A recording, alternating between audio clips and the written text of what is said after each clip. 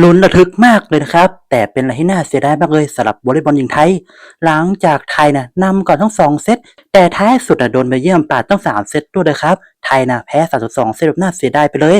จนทำให้คอมเมนต์แฟนเวียดนามอินโดนีเซียและฟิลิปปินส์ก็มีการพูดถึงไทยเป็นจำนวนไม่น้อยเลยนะครับน่าจะเริ่มต้นคอมเมนต์ของคนเวียดนามก่อนเลยนะครับคอมเมนต์คนแรกเลยวันนี้พิมพิยาน่ะเธอน่ะทำให้ฉันอึ้งเลยนะแล้วเธอน่ะก็ทำให้เสียแต้มสุดท้ายไปในสุดแต่ไม่เป็นไร